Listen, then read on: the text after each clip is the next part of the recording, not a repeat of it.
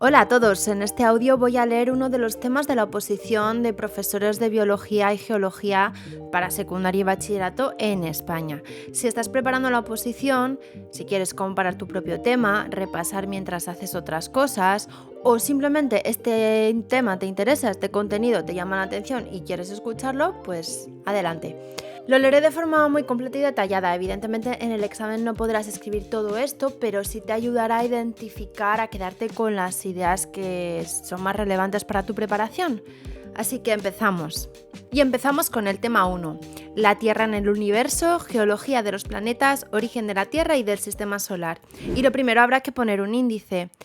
Yo siempre intento seguir el orden del título, no siempre porque me parezca más coherente, que a veces no es el que yo utilizaría, pero es más que nada para evitar que se me olviden cosas. Entonces, mi índice va a ser la Tierra en el universo, geología de los planetas, origen de la Tierra y origen del sistema solar.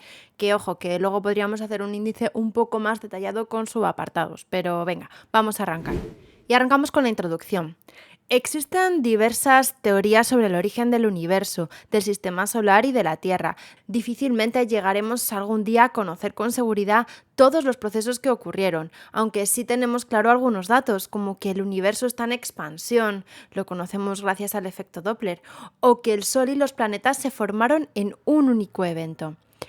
Un factor especialmente limitante en el estudio del universo son las distancias y el tiempo. Las distancias son tan inmensas que nos impiden conocer la enormidad de nuestro universo y con ello disponer de muy valiosa información sobre su origen y su evolución. Igual ocurre con los tiempos, que son de millones de años, inasumibles desde la perspectiva humana. Punto 1. La Tierra en el universo. El universo es la totalidad del espacio y del tiempo y todas las formas de materia y energía. Voy a hacer aquí un añadido y vamos a hablar de los modelos de la geometría del universo. Esto no lo sé si pondría en el examen, solo si tengo tiempo, pero bueno. Los modelos que existen sobre la geometría del universo han sido calculados, en ningún caso observados, a partir de las ecuaciones de la relatividad de Einstein. El principio cosmológico, que explica que a gran escala el universo es homogéneo e isótropo, es decir, que las propiedades físicas que presentan no dependen de la dirección en que se miren, permite descartar cualquier geometría que no sea uniforme. Entonces, las posibles geometrías que se han planteado son esférica, en 3 dimensiones que se unirían en una cuarta, hiperbólica, plana o geometría euclídea, que es infinita o con forma de rosquilla finita pero ilimitada. Las medidas del fondo cósmico microondas son compatibles con esta idea. Las medidas más precisas del satélite Planck en 2018 indican que la curvatura espacial es compatible con cero dentro del error observacional, es decir, un universo prácticamente plano. Saliendo ya de este inciso, hablaríamos de que el origen del universo se explica fundamentalmente por la teoría del Big Bang, del siguiente modo. Lo primero es que toda la materia, el espacio y la energía estaban concentrados en un estado extremadamente caliente y denso, ocupando una región muy pequeña del espacio-tiempo. Este átomo primigenio empieza a expandirse, nace el espacio y el tiempo. En los primeros minutos se forman los núcleos más sencillos, principalmente hidrógeno y helio. Los átomos neutros aparecerán cientos de miles de años más tarde, cuando el universo se haya enfriado lo suficiente. El resto de elementos se generarán en el interior de las estrellas. Las partículas van chocando y condensándose en cuerpos celestiales. La temperatura va disminuyendo y también la velocidad de expansión. Y esta teoría del Big Bang aporta algunas evidencias. La primera, la radiación de fondo. Según esta teoría, el universo tendría que estar a una temperatura de 3 Kelvin y se ha encontrado una radiación electromagnética que corresponde con la radiación que emitiría un cuerpo a esa temperatura. Otra evidencia es que las cantidades relativas de hidrógeno y helio que hay en el universo también concuerdan con la teoría. Y el efecto Doppler. La mayor parte de las ondas de luz provenientes de las galaxias se corren hacia el rojo, es decir, son cuerpos que se están alejando, y no al azul, que serían cuerpos que se están acercando, lo que concuerda con la idea de que el universo está en expansión. Existen otras teorías con menor aceptación que también intentan explicar el origen y la evolución del universo. como es la teoría del origen pulsante, que propone que la fuerza gravitatoria del propio universo frenará su expansión y se iniciará un proceso de contracción violenta, volviéndose a formar el átomo primigenio, el Big Crunch, que a su vez volverá a expandirse en un proceso cíclico de expansión y contracción.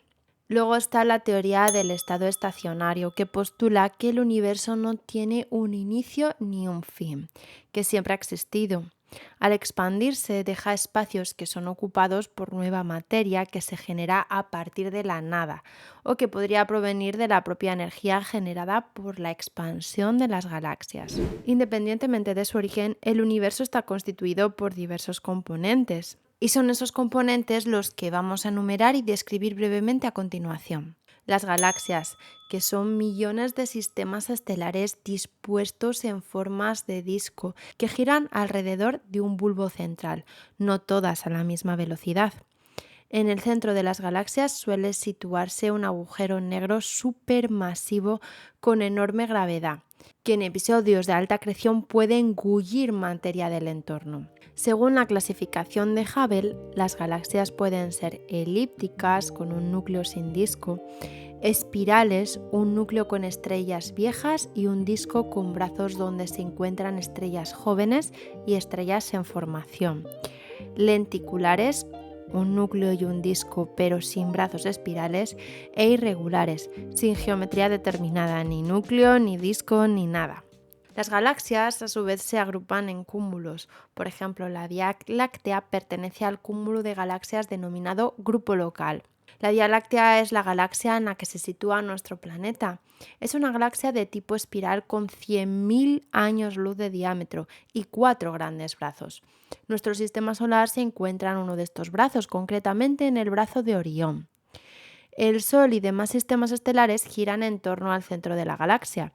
Nuestro Sol podría haber completado ya 20 vueltas desde su formación. Y todo lo que observamos desde la Tierra pertenece a la Vía Láctea, excepto 3 objetos extragalácticos: la galaxia de Andrómeda, la Gran Nube de Magallanes y la Pequeña Nube de Magallanes, pero todos ellos pertenecen al grupo local, eso seguro. Y pasamos a las estrellas, que son masas de gases, fundamentalmente hidrógeno y helio, que emiten energía por las radiaciones termonucleares de fusión que tienen lugar en su interior.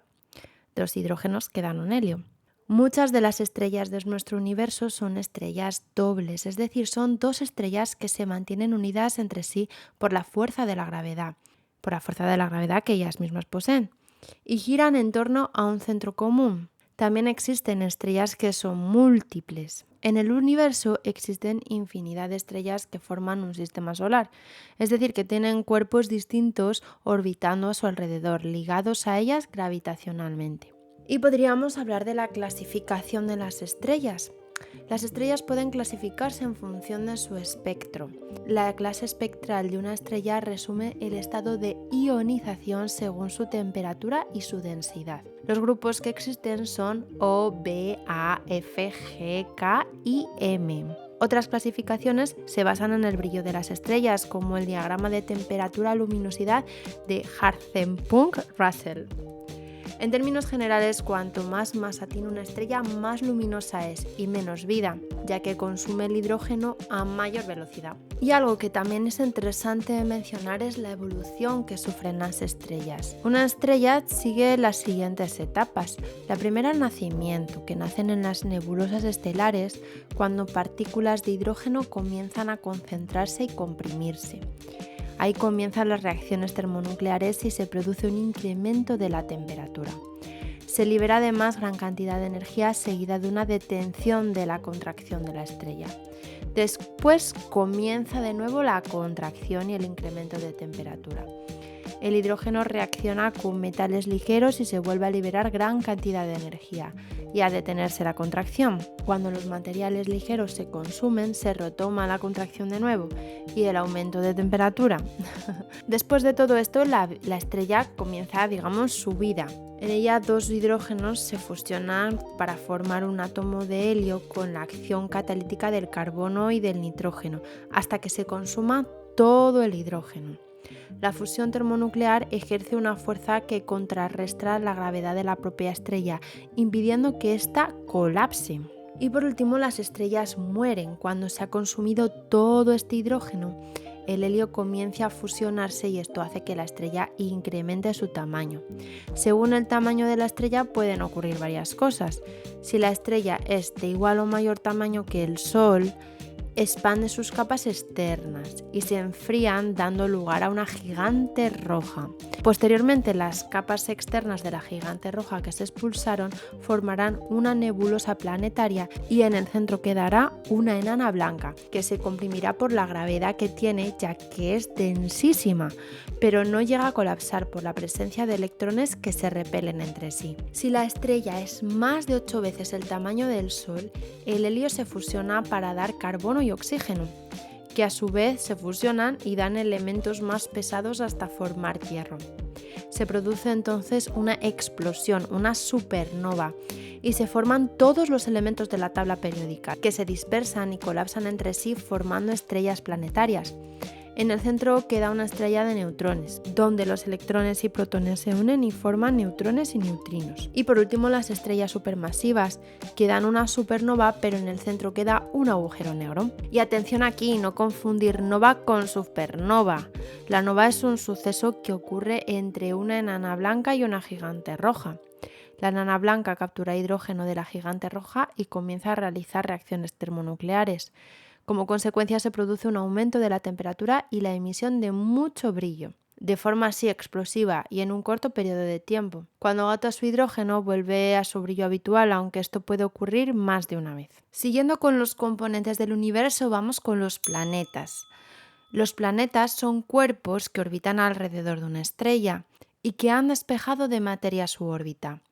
Los planetas no tienen luz propia y presentan un movimiento de rotación, es decir, que giran sobre sí mismos para dar lugar a los días, y también un movimiento de traslación, es decir, que giran alrededor de la estrella, lo que sería equivalente a los años.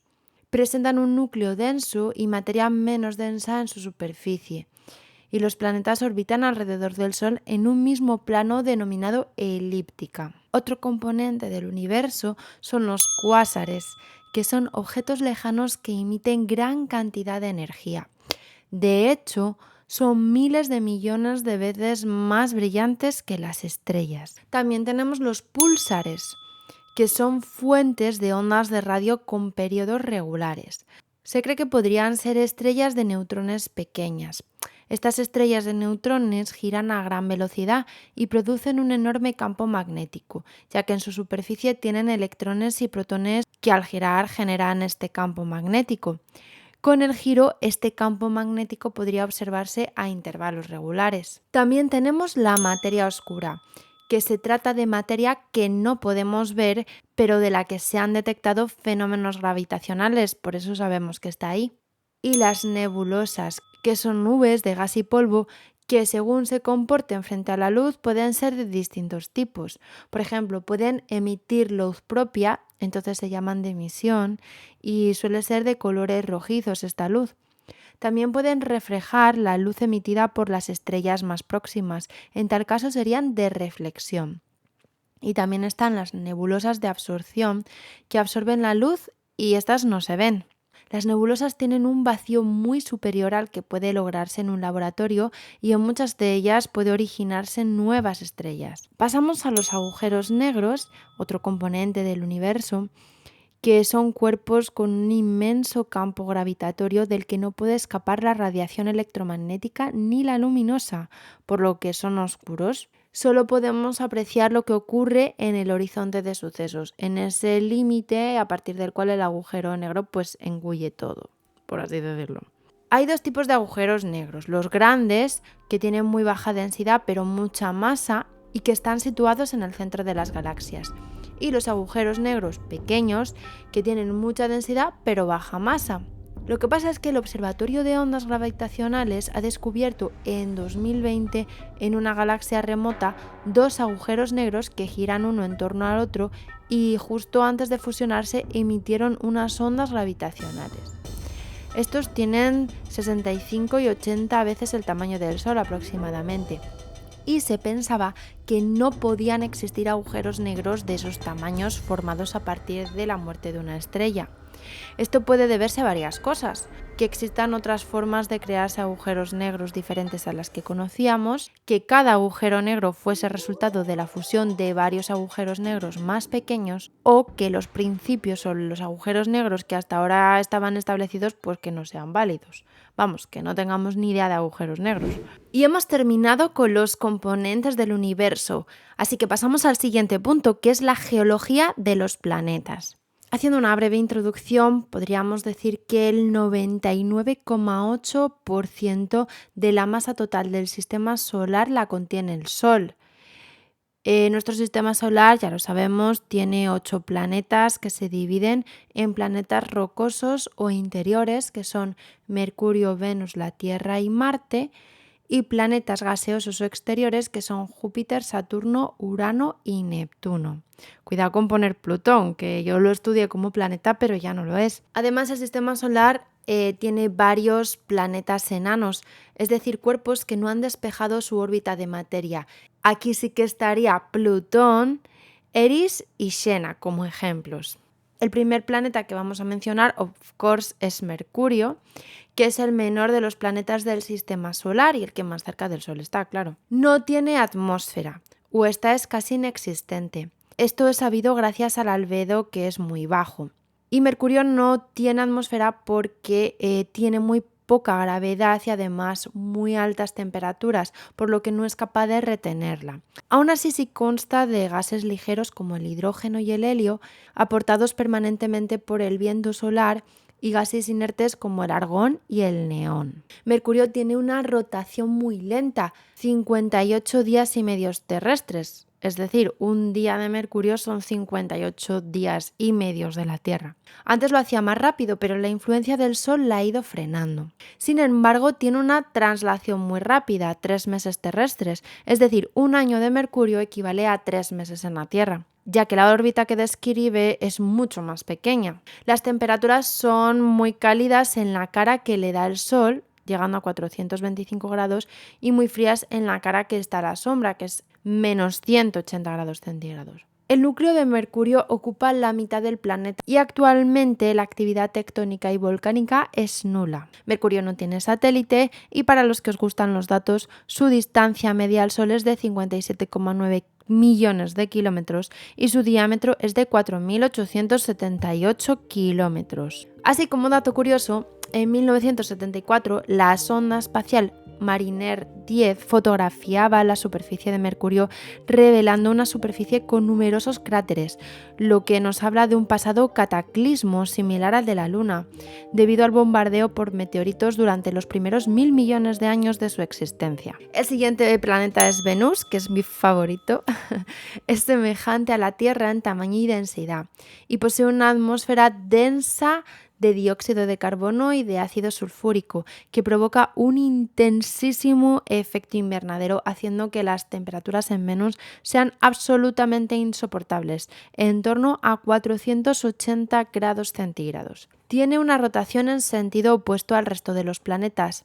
Todos los planetas giran en sentido antihorario visto desde el polo norte, excepto Venus y Urano. Se piensa que la fuerza gravitatoria de su densa atmósfera provocó mareas atmosféricas que tuvieron un efecto en el manto y el núcleo del planeta, cambiando su sentido de giro. Sé que tenían que ser fuertes. La traslación es más rápida que la rotación. La rotación son 243 días terrestres y la traslación 224,7 días terrestres.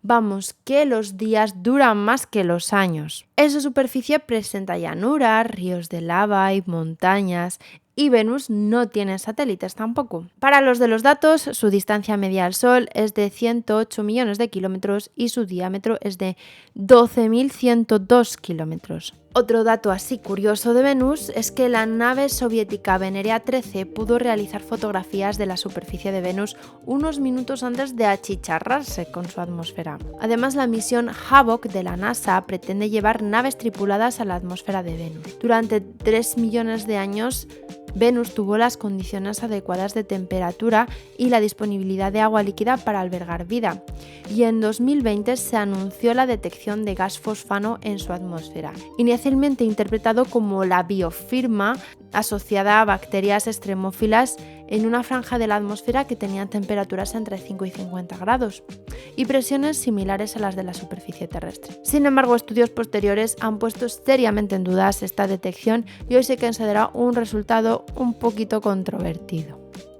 Y llegamos a la Tierra. Y claro, aquí no me va a quedar más remedio que enrollarme un poquito más, porque es nuestro planeta, pero bueno, es lo que hay. La Tierra es el único planeta del sistema solar que se sitúa en la zona de habitabilidad y que tiene vida confirmada. Posee una atmósfera que amortigua los cambios de temperatura y que permite que el agua esté presente en los 3 estados. La atmósfera tiene abundancia en nitrógeno y oxígeno, entre otros gases.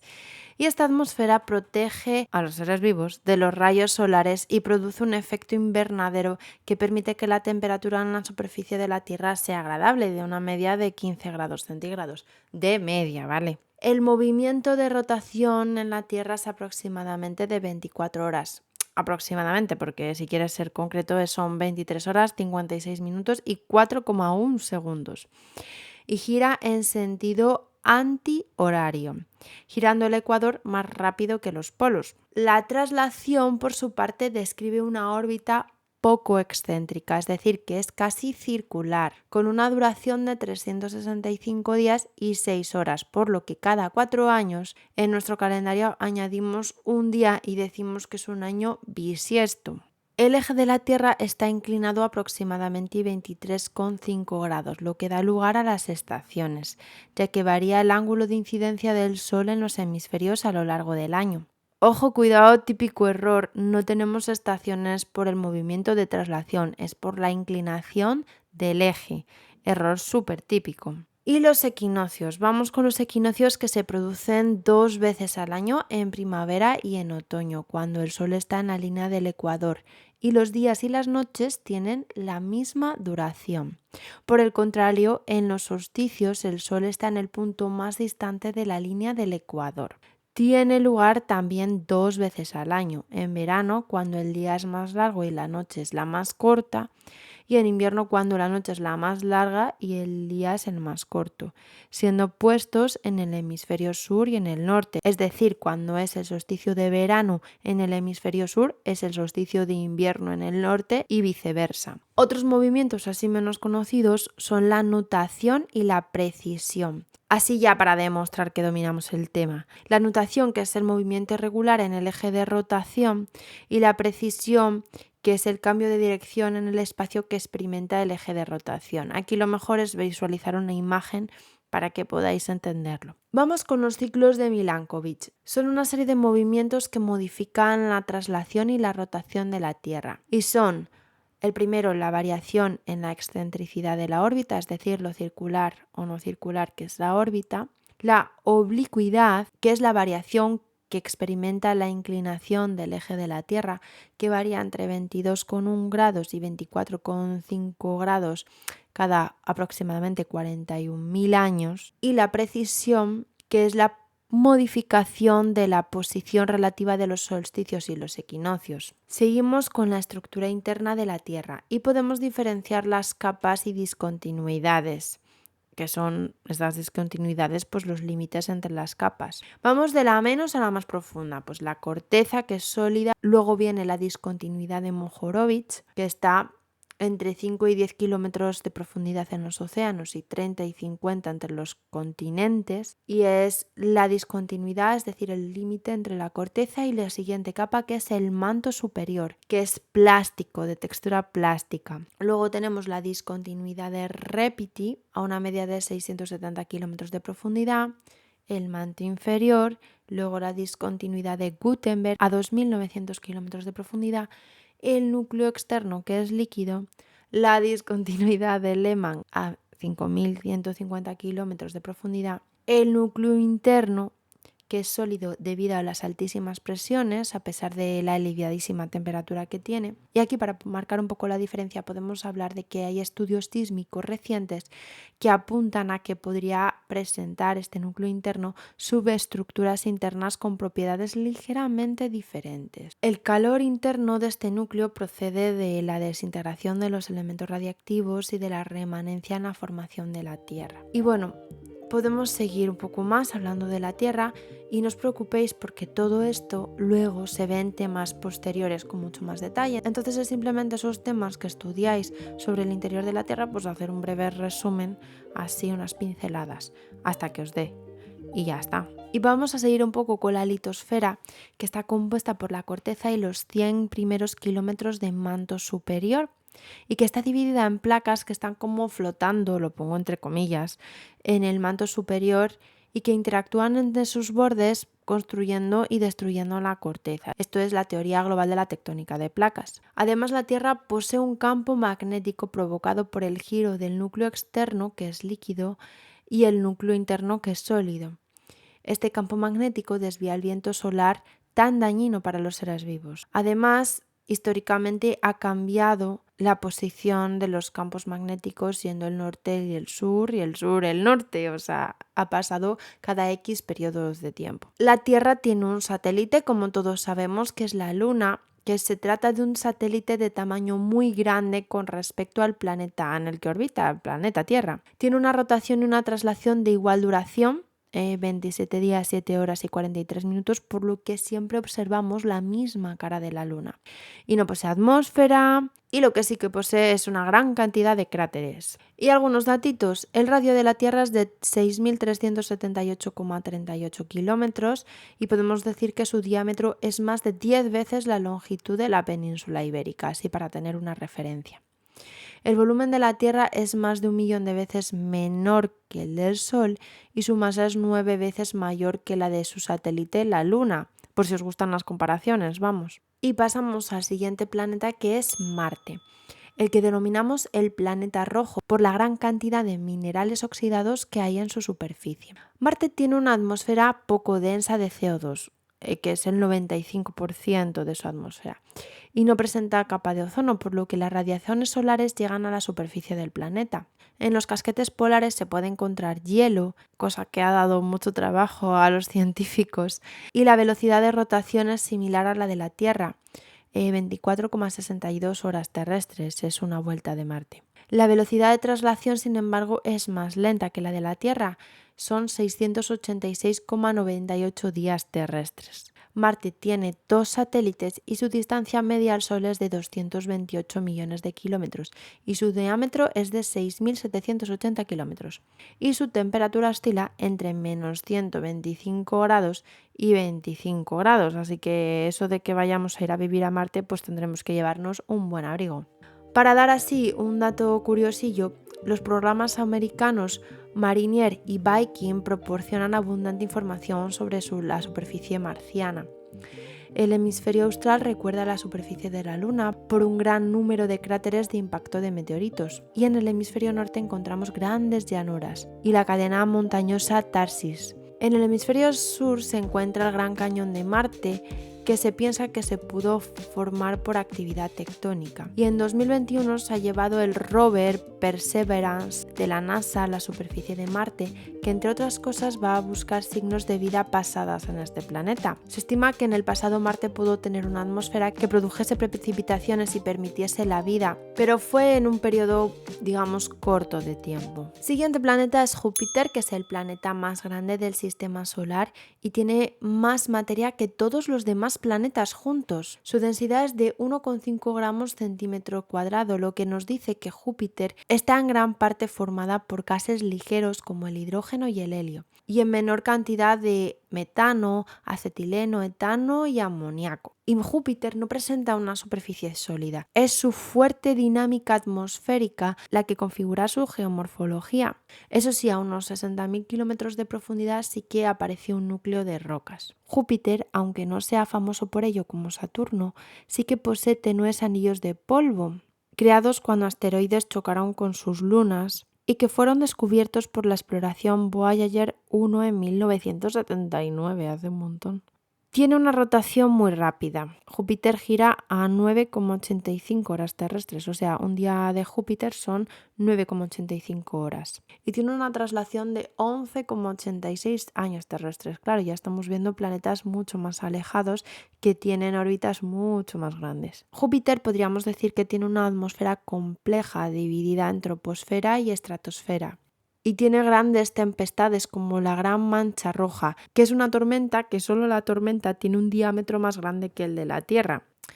Además, Júpiter presenta un enorme campo magnético y tiene hasta 97 satélites registrados, entre los que cabe destacar Europa, que es una bola de hielo que podría tener agua líquida debajo, Io, Ganímedes, que es el satélite más grande, o Calisto. Y la distancia media al Sol ya es mucho más grande, 779 millones de kilómetros, y su diámetro es de 143.000 kilómetros. La NASA tiene previsto enviar a Bruy a Europa, al satélite de Júpiter, quiero decir, que es un robot capaz de taladrar el hielo y navegar como un submarino por el agua que hay debajo. Y vamos con Saturno. Este ya sí que es famoso por sus anillos, aunque no sea el único que los tenga. Bueno, es el segundo planeta también más grande del sistema solar y también es un planeta gaseoso. Su atmósfera es similar a la de Júpiter y tiene anillos que son visibles desde la Tierra, que se dividen en A, B y C, siendo A y B los más brillantes, que a su vez están formados por muchos anillos más estrechitos, y C es el más suave. Entre ellos hay aberturas. La mayor es la división de Cassini y son de composición dudosa, aunque se ha constatado que tienen agua. Y las partículas que componen estos anillos van desde los tamaños microscópicos hasta partículas del tamaño de una casa y se encuentran dentro del límite de Roche, que es el límite por el cual un cuerpo no puede aglutinarse, o si ya está aglutinado se rompería por la acción gravitatoria del planeta. ¿Qué quiero decir con esto? Pues que Saturno ejerce tal gravedad, tal fuerza gravitatoria que no permite que estas partículas que están alrededor de él se terminen de aglutinar y formen, por ejemplo, un satélite o otra estructura. Entonces están así en partículas. Actualmente se reconoce que Saturno tiene 270 satélites, pero bueno, estos números varían constantemente a medida que descubren más. Y entre ellos cabe destacar Titán y Encelado. La rotación, es decir, los días de Saturno tienen una duración de 10,23 horas y la traslación de 29,46 años terrestres. Y su distancia media al Sol es de 1.430 millones de kilómetros y su diámetro de 120.000 kilómetros. Tiene un tercio aproximadamente de la masa de Júpiter. Así también, datito curioso, pues Titán, uno de los satélites de Saturno, podría tener vida, junto con Europa y Encelado.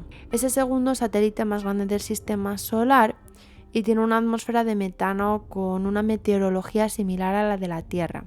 Además, puede presentar el metano en los 3 estados. O sea, sería como una vida basada más en el metano, ¿no? Y Encelado es el sexto satélite más grande del sistema solar, que es una bola de hielo que debajo tiene agua y salidas de agua hidrotermales hacia la superficie, cuyos gases ya se ha visto que tienen materia orgánica. Y el agua es líquida por la acción gravitatoria de Saturno, con lo que sí que podría existir alguna forma de vida en ese océano. Este satélite, por si te suena, fue observado por la sonda Cassini. Pasamos a Urano, que es el tercer planeta más grande del sistema solar. Tiene una composición variada, es rico en hielos de agua, de amoníaco, de metano, pero también tiene roca y una fracción menor de hidrógeno y de helio. Urano está inclinado. Esto es lo más curioso de Urano. El ecuador hace casi un ángulo recto con la trayectoria de la órbita, o sea, está como tumbado. Y se postula que se debe a que sufrió un impacto de un protoplaneta, de un planeta que se estaba formando, pues impactó con Urano y lo dejó así tumbado. La rotación la realiza además en sentido horario. Es, junto con Venus, un planeta que tiene la rotación en el sentido opuesto a los demás, que se produjo también por el impacto de este protoplaneta. Y su rotación, sus días duran 17,9 horas terrestres y la traslación los años 84,01 años terrestres. O sea, un año de Urano son 84 años de la Tierra. Aunque no es tan conocido como Saturno, Urano también tiene anillos, tiene 11 y tiene 27 satélites. Y su distancia media al Sol es de 2.800 millones de kilómetros y su diámetro de 50.000 kilómetros. Vamos con Neptuno. Lo más relevante es que tiene los vientos más fuertes, de hasta 2.000 kilómetros por hora. Es semejante en tamaño, estructura interna y composición a Urano. Tiene 14 satélites y varios de ellos fueron fotografiados por la nave Voyager 2. Además, presenta 4 anillos tenues de partículas de polvo arrancadas de sus satélites por impactos de asteroides. Y la rotación tiene una duración de 16,11 horas terrestres y la traslación 164,8 años terrestres. Además, su distancia media al Sol pues ya es gigante, son 4.500 millones de kilómetros. También merece la pena mencionar los planetas enanos que hay en el sistema solar, que son Ceres, que orbita entre Marte y Júpiter y que durante mucho tiempo se clasificó como un asteroide. Luego está Plutón, que también durante muchos años pues era un planeta más que estudiábamos en el colegio. Plutón está más allá de Neptuno y tiene una órbita inclinada a 17 grados y además súper excéntrica. Y tiene satélites también. Lo más curioso es que durante 20 años de los 249 que tarda en recorrer su órbita, está más cerca del Sol que Neptuno. Pero como su órbita está inclinada, pues no hay peligro de que se encuentren. Y para terminar con este apartado, vamos a mencionar el cinturón principal de asteroides. Los asteroides son cuerpos rocosos o metálicos que orbitan alrededor del Sol, y el cinturón principal de asteroides orbita concretamente entre Marte y Júpiter, y se piensa que fue un protoplaneta en su momento que no llegó a agregarse debido a la influencia gravitatoria de Júpiter, que hemos dicho que es el planeta más grande. Además, también tenemos el cinturón de Kuiper, que se extiende desde la órbita de Neptuno y es mucho más grande que el cinturón principal de asteroides. Además, posee Quaoar, se escribe así, no sé cómo se pronuncia, la verdad, que es un asteroide súper gigantísimo. Tenemos la nube de Oort también, que es una nube esférica de objetos transneptunianos, es decir, que están más allá de Neptuno y que se sitúan en los límites del sistema solar y que se cree que es la fuente de los cometas. Y pasamos al siguiente punto, que es el origen de la Tierra. Esto lo contamos así como una historia bonita.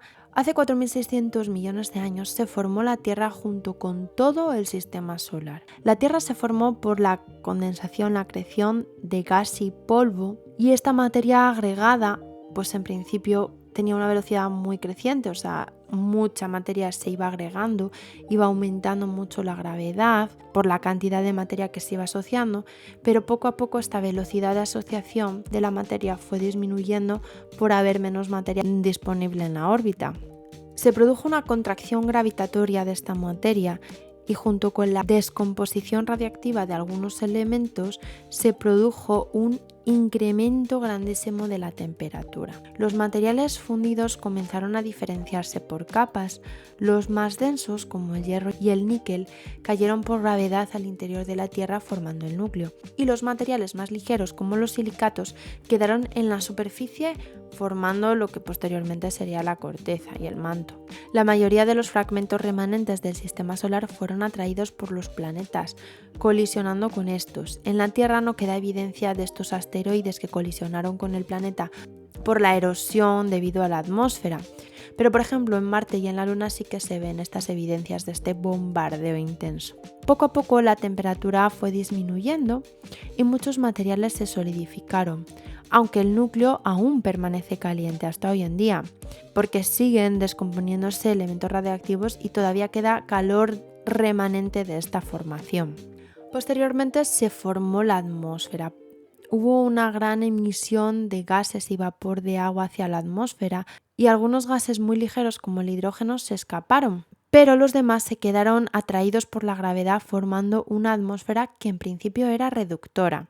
Esto es sabido porque se han encontrado formaciones de hierro libres de oxidación de hace más de 2.000 millones de años. El oxígeno atmosférico surgiría mucho tiempo después debido a la fotooxidación y debido también a los organismos autótrofos fotosintéticos. Además, este vapor de agua se fue condensando y precipitó, formando la hidrosfera, en la que se incorporaron elementos químicos como el sodio o el potasio por la alteración de minerales y rocas de la superficie. Y el siguiente punto es el origen del sistema solar, que en realidad está ligado al de la Tierra. Esto, si a ti te resulta más sencillo, puedes aunarlo en el origen del sistema solar y por tanto también de la Tierra. Pero bueno, yo lo he querido diferenciar por aquello de seguir el orden del título, que es lo que a mí me gusta. Bien, el sistema solar presenta varios elementos comunes. Primero, todos los planetas giran alrededor del Sol, en el plano del ecuador solar aproximadamente. Además, todos giran en la misma dirección, antihorario, si lo contemplas desde la estrella polar, y todos los planetas, excepto Venus y Urano, rotan sobre sí mismos en sentido antihorario, y el Sol también. Y sabemos que Venus y Urano cambiaron su giro de rotación por eventos posteriores. Además, los planetas están en órbitas con distancias uniformemente crecientes a partir del Sol y con órbitas elípticas casi circulares. La mayoría de los satélites además giran alrededor de sus planetas en el plano del ecuador planetario y en sentido antihorario también. Todo esto nos lleva a indicar que el sistema solar se produjo en un único evento, todo a la vez. Y la hipótesis más extendida sobre el origen del sistema solar es la hipótesis nebular, que fue propuesta por Kant y Laplace de forma independiente en el siglo XVII y luego, por supuesto, fue ampliada y modificada. De forma resumida, esta hipótesis nos dice que hace 4.600 millones de años se formó una nube molecular gigante por la explosión de una supernova cercana. Las ondas de choque llegaron a la nube molecular y comenzaron a colapsar partículas de hidrógeno, formándose un protosol. Por la conservación del momento angular, este protosol debía girar rápido y las colisiones moleculares de su interior producían mucho calor. Liberó materia en un disco protoplanetario aplanado y según la teoría de la acreción, esta materia, que fundamentalmente eran gases y polvo, se compactó y dio lugar a los protoplanetas, como hemos visto que ocurrió en la Tierra. Los materiales de alto punto de fusión se condensaron cerca del Sol, dando lugar a los planetas rocosos, y los demás materiales que eran más volátiles se desplazaron con el viento solar hacia lugares más alejados, y cuando colisionaron dieron lugar a Júpiter, Saturno, Urano y Neptuno. Entre Marte y Júpiter no pudo formarse otro protoplaneta por la acción gravitatoria de Júpiter, por lo que la materia se quedó disgregada dando lugar al cinturón de asteroides. Lo que pasa es que existen algunos problemillas con la hipótesis nebular que todavía no se han resuelto del todo. Lo primero, el momento angular. Y es que la rotación del Sol, que contiene casi toda la materia del sistema solar, es más lenta de lo que cabe esperar. Y sin embargo, los planetas cuentan con menos del 90% del momento angular. Una posible solución sería que el polvo inicial o el propio magnetismo del Sol disminuyese la velocidad de rotación de este y transfirió parte de su momento angular a los planetas. Otro problemilla es el de Urano y Neptuno, que se formaron en lugares donde la baja densidad de materiales lo hacía bastante difícil. Además, también la longitud de sus órbitas lo hacía poco probable. Una solución es que se pudo producir una migración de planetas, es decir, que se formaron en órbitas casi circulares más cercanas al Sol y posteriormente se fueron desplazando hasta su situación actual. Júpiter y Saturno también plantean problemas y es que son demasiado grandes. En su proceso lento de formación habrían sido atrapados por la gravedad solar. Y otra posible solución es que debieron de formarse muy rápido en zonas en las que habría más agregación de gas y polvo por algún motivo. Y otro problemilla también sería el eje de inclinación de Urano y de Venus, pero bueno, esto como hemos dicho podría explicarse por acontecimientos posteriores a su formación. Y con esto terminamos y vamos a la conclusión que siempre hay que poner en nuestros exámenes. Como confirmaba Carl Sagan y algunos autores antes que él, estamos hechos de polvo de estrella. Y es que no podemos perder de vista que formamos parte de un inmenso universo con un origen y una evolución que aún nos cuesta comprender y del que somos menos que una mota de polvo. El cosmos siempre ha atrapado la atención del ser humano y son muchos los conocimientos que se han adquirido sobre él, Y este conocimiento se irá aumentando gracias a los avances que nos permitirán en un relativamente corto periodo de tiempo explorar los recursos de otros planetas, asteroides o satélites. Eso sí, únicamente del sistema solar, por lo que aún queda muchísimo por descubrir. Finalmente, ya para rematar, hay que poner una bibliografía. Os la voy a dejar en la caja de descripción. He intentado poner algunas cosas que se pueden encontrar fácilmente en internet si no podéis disponer de libros más académicos en una biblioteca o lo que sea. Pero bueno, lo ideal es que yo os recomiendo que uséis libros que toquen varios de los temas que entran en la oposición y os aprendáis 4 o 5 que os valgan varios temas o por la mayoría de los temas, porque es bastante difícil memorizar la bibliografía, por lo menos a mí me cuesta bastante. Y además también podéis, si queréis, poner este tema con los contenidos de qué currículum académico estarían relacionados, primero de la ESO, etc. Pero bueno, eso ya es un poco extra y si queréis, si tenéis tiempo. Hasta aquí ha llegado el tema de hoy y con esto me despido. Hasta el próximo tema que os vuelva a leer. ¡Chao!